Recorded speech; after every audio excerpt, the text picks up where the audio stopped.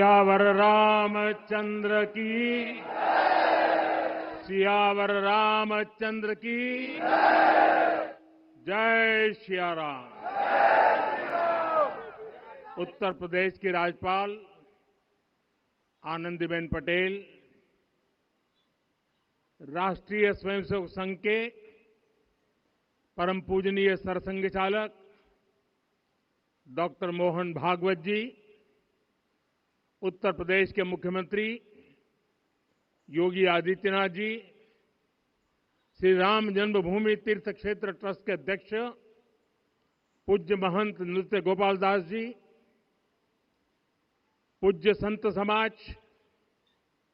यहां पधारे सभी भक्तगण, देश और दुनिया से इस ऐतिहासिक पल के साक्षी बन रहे कोटि कोटि राम भक्त, देवी और सज्जनों, आज अयोध्या नगरी भारत की सांस्कृतिक चेतना के एक और उत्कर्ष बिंदु की साक्षी बन रही है।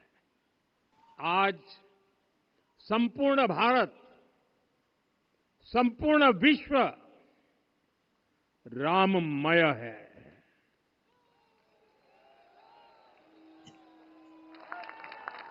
हर राम भक्त के हृदय में अद्वितीय संतोष है, असीम कृतज्ञता है, अपार अलौकिक आनंद है। सदियों के घाव भर रहे हैं, सदियों की वेदना आज विराम पा रही है। सदियों का संकल्प आज सिद्धि को प्राप्त हो रहा है। आज उस यज्ञ की पूर्णाहुति है जिसकी अग्नि 500 वर्ष तक प्रज्वलित रही। जो यज्ञ एक पल भी आस्था से डिगा नहीं, एक पल भी विश्वास से टूटा नहीं। आज भगवान श्री राम के गर्भगृह की अनंत ऊर्जा, श्री राम परिवार का दिव्य प्रताप इस धर्म ध्वजा के रूप में इस दिव्यतम भव्यतम मंदिर में प्रतिष्ठापित हुआ है। और साथियों, ये धर्म ध्वजा केवल एक ध्वजा नहीं, ये भारतीय सभ्यता के पुनर्जागरण का ध्वज है। इसका भगवा रंग, इस पर रचित सूर्य वंश की ख्याति, वर्णित ओम शब्द और अंकित कोविदार वृक्ष राम राज्य की कीर्ति को प्रतिरूपित करता है। ये ध्वज संकल्प है, ये ध्वज सफलता है, ये ध्वज संघर्ष से सृजन की गाथा है, ये ध्वज सदियों से चले आ रहे स्वप्नों का साकार स्वरूप है। ये ध्वज संतों की साधना और समाज की सहभागिता की सार्थक परिणति है। साथियों, आने वाली सदियों और सहस्त्र शताब्दियों तक ये धर्म ध्वज प्रभु राम के आदर्शों और सिद्धांतों का उद्घोष करेगा। ये धर्म ध्वज आह्वान करेगा, सत्यमेव जयते नानृतम, यानी जीत सत्य की ही होती है, असत्य की नहीं। ये धर्म ध्वज उद्घोष करेगा, सत्यम एक पदम, ब्रह्म सत्य धर्म प्रतिष्ठित, अर्थात सत्य ही ब्रह्म का स्वरूप है, सत्य में ही धर्म स्थापित है। ये धर्म ध्वज प्रेरणा बनेगा, प्राण जाए पर वचन न जाहि, अर्थात जो कहा जाए वही किया जाए। ये धर्म ध्वज संदेश देगा, कर्म प्रधान विश्व रची राखा, अर्थात विश्व में कर्म और कर्तव्य की प्रधानता हो। ये धर्म ध्वज कामना करेगा, बैर न विग्रह आस न त्रासा, सुखमय ताहि सदा सब आशा, यानी भेदभाव, पीड़ा परेशानी से मुक्ति, समाज में शांति और सुख हो। ये धर्म ध्वज हमें संकल्पित करेगा, नहीं दरिद्र कोउ दुखी न दीना, यानी हम ऐसा समाज बनाएं जहां गरीबी न हो, कोई दुखी या लाचार न हो। साथियों, हमारे ग्रंथों में कहा गया है, आरोपितम ध्वजम दृष्ट्वा ये अभिनंदनित धार्मिका ते अपि सर्वे प्रमुच्यते महापातक कोटि भी, यानी जो लोग किसी कारण मंदिर नहीं आ पाते और दूर से मंदिर के ध्वज को प्रणाम कर लेते हैं, उन्हें भी उतना ही पुण्य मिल जाता है। साथियों, ये धर्म ध्वज भी इस मंदिर के ध्येय का प्रतीक है। ये ध्वज दूर से ही राम लला की जन्मभूमि के दर्शन कराएगा और युगों युगों तक प्रभु श्री राम के आदेशों और प्रेरणाओं को मानव मात्र तक पहुंचाएगा। साथियों, मैं संपूर्ण विश्व के करोड़ों राम भक्तों को इस अविस्मरणीय क्षण की, इस अद्वितीय अवसर की हार्दिक शुभकामनाएं देता हूं।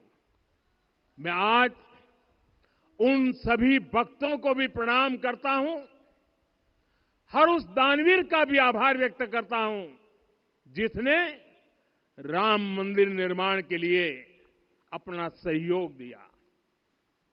मैं राम मंदिर के निर्माण से जुड़े हर श्रमवीर, हर कारीगर, हर योजनाकार, हर वास्तुकार, सभी का अभिनंदन करता हूं। साथियों, अयोध्या वह भूमि है जहां आदर्श आचरण में बदलते हैं। यही वह नगरी है जहां श्री राम ने अपना जीवन पथ शुरू किया था। इसी अयोध्या ने संसार को बताया कि एक व्यक्ति कैसे समाज की शक्ति से, उसके संस्कारों से पुरुषोत्तम बनता है। जब श्री राम अयोध्या से वनवास को गए तो वे युवराज राम थे, लेकिन जब लौटे तो मर्यादा पुरुषोत्तम बनकर के आए और उनके मर्यादा पुरुषोत्तम बनने में महर्षि वशिष्ठ का ज्ञान, महर्षि विश्वामित्र की दीक्षा, महर्षि अगस्त्य का मार्गदर्शन, निषाद राज की मित्रता, मां शबरी की ममता, भक्त हनुमान का समर्पण, इन सब की अनगिनत ऐसे लोगों की महत्वपूर्ण भूमिका रही है। साथियों, विकसित भारत बनाने के लिए भी समाज की इसी सामूहिक शक्ति की आवश्यकता है। मुझे बहुत खुशी है कि राम मंदिर का दिव्य प्रांगण भारत के सामूहिक सामर्थ्य की भी चेतना स्थली बन रहा है। यहां सप्त मंदिर बने हैं। यहां माता शबरी का मंदिर बना है, जो जनजातीय समाज के प्रेम भाव और आतिथ्य परंपरा की प्रतिमूर्ति है। यहां निषादराज का मंदिर बना है। ये उस मित्रता का साक्षी है जो साधन नहीं, साध्य को, उसकी भावना को पूजती है। यहां एक ही स्थान पर माता अहिल्या है, महर्षि वाल्मीकि है, महर्षि वशिष्ठ है, महर्षि विश्वामित्र है, महर्षि अगस्त्य है और संत तुलसीदास है। रामलला के साथ साथ इन सभी ऋषियों के दर्शन भी यहीं पर होते हैं। यहां जटायु जी और गिलहरी की मूर्तियां भी है, जो बड़े संकल्पों की सिद्धि के लिए हर छोटे से छोटे प्रयास के महत्व को दिखाती है।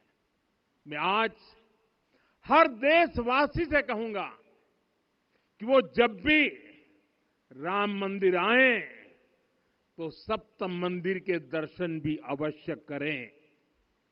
ये मंदिर हमारी आस्था के साथ साथ मित्रता, कर्तव्य और सामाजिक सद्भाव के मूल्यों को भी शक्ति देते हैं। साथियों, हम सब जानते हैं हमारे राम भेद से नहीं, भाव से जुड़ते हैं।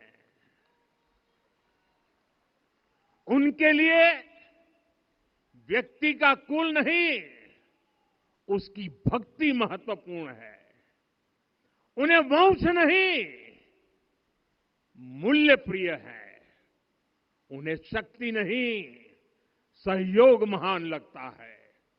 आज हम भी उसी भावना से आगे बढ़ रहे हैं। पिछले 11 वर्षों में महिला, दलित, पिछड़े, अति पिछड़े, आदिवासी, वंचित, किसान, श्रमिक, युवा, हर वर्ग को विकास के केंद्र में रखा गया है। जब देश का हर व्यक्ति, हर वर्ग, हर क्षेत्र सशक्त होगा, तब संकल्प की सिद्धि में सबका प्रयास लगेगा। और सबके प्रयास से ही 2047 जब देश आजादी के 100 साल मनाएगा, हमें 2047 तक विकसित भारत का निर्माण करना ही होगा। साथियों, रामलला की प्राण प्रतिष्ठा के ऐतिहासिक अवसर पर मैंने राम से राष्ट्र के संकल्प की चर्चा की थी। मैंने कहा था कि हमें आने वाले 1000 वर्षों के लिए भारत की नींव मजबूत करनी है। हमें याद रखना है, जो सिर्फ वर्तमान का सोचते हैं वो आने वाली पीढ़ियों के साथ अन्याय करते हैं। हमें वर्तमान के साथ साथ भावी पीढ़ियों के बारे में भी सोचना है, क्योंकि हम जब नहीं थे ये देश तब भी था। जब हम नहीं रहेंगे ये देश तब भी रहेगा। हम एक जीवंत समाज है। हमें दूरदृष्टि के साथ ही काम करना होगा। हमें आने वाले दशकों, आने वाली सदियों को ध्यान में रखना ही होगा। और साथियों, इसके लिए भी हमें प्रभु राम से सीखना होगा। हमें उनके व्यक्तित्व को समझना होगा। हमें उनके व्यवहार को आत्मसात करना होगा। हमें याद रखना होगा, राम यानी आदर्श, राम यानी मर्यादा, राम यानी जीवन का सर्वोच्च चरित्र, राम यानी सत्य और पराक्रम का संगम। दिव्य गुणे शक्र समो रामः सत्य पराक्रमः। राम यानी धर्म पथ पर चलने वाला व्यक्तित्व। रामः सत्पुरुषो लोके सत्यः सत्यपरायणः। राम यानी जनता के सुख को सर्वोपरि रखना, प्रजा सुखत्वे चंद्रस्य। राम यानी धर्म और क्षमा का दरिया। वसुधाया क्षमा गुणे है। राम यानी ज्ञान और विवेक की पराकाष्ठा। बुद्धया बृहस्पते तुल्य। राम यानी कोमलता में दृढ़ता। मृदु पूर्वज भाषते। राम यानी कृतज्ञता का सर्वोच्च उदाहरण। कदाचन नोपकारेण कृति नैकेन तुष्यति। राम यानी श्रेष्ठ संगति का चयन। शीला वृद्धे ज्ञान वृद्धे वयोवृद्धे च सज्जने। राम यानी विनम्रता में महाबल। वीर्यवान च वीर्येण महता स्वेन विस्मितः। राम यानी सत्य का अडिग संकल्प। न च अनुत्र कथो विद्वान। राम यानी जागरूक, अनुशासित और निष्कपट मन। निस्तिंद्र अपम्रत च स्वदोष परदोषवित। साथियों, राम सिर्फ एक व्यक्ति नहीं, राम एक मूल्य है, एक मर्यादा है, एक दिशा है। अगर भारत को साल 2047 तक विकसित बनाना है, अगर समाज को सामर्थ्यवान बनाना है, तो हमें अपने भीतर राम को जगाना होगा। हमें अपने भीतर के राम की प्राण प्रतिष्ठा करनी होगी। और इस संकल्प के लिए आज से बेहतर दिन और क्या हो सकता है। साथियों, 25 नवंबर का यह ऐतिहासिक दिन अपनी विरासत पर गर्व का एक और अद्भुत क्षण लेकर आया है। इसकी वजह है धर्म ध्वजा पर अंकित कोविदार वृक्ष। ये कोविदार वृक्ष इस बात का उदाहरण है कि जब हम अपनी जड़ों से कट जाते हैं तो हमारा वैभव इतिहास के पन्नों में दब जाता है। साथियों, जब भरत अपनी सेना के साथ चित्रकूट पहुंचे तो लक्ष्मण ने दूर से ही अयोध्या की सेना को पहचान लिया। ये कैसे हुआ, इसका वर्णन वाल्मीकि जी ने किया है। और वाल्मीकि जी ने क्या वर्णन किया है? उन्होंने कहा है, विराजित उद्गत स्कंधम कोविदार ध्वजः रथे। लक्ष्मण कहते हैं, राम, सामने जो तेजस्वी प्रकाश में विशाल वृक्ष जैसा ध्वज दिखाई दे रहा है, वही अयोध्या की सेना का ध्वज है। उस पर कोविदार का शुभ चिन्ह अंकित है।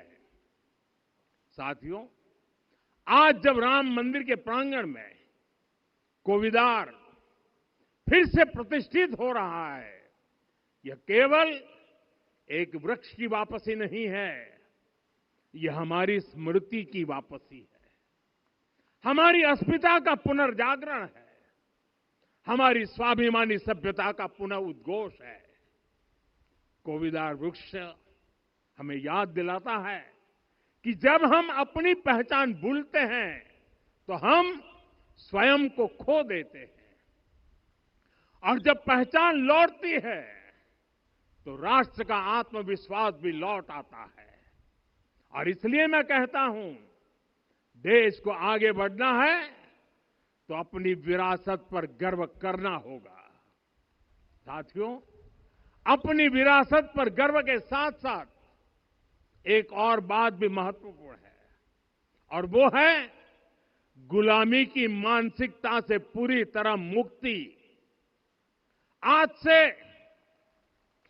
190 साल पहले 190 साल पहले साल 1835 में 1835 में मैकाले नाम के एक अंग्रेज ने भारत को अपनी जड़ों से उखाड़ने के बीज बोए थे।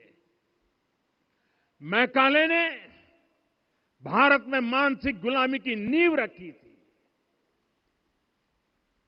10 साल बाद यानी 2035 में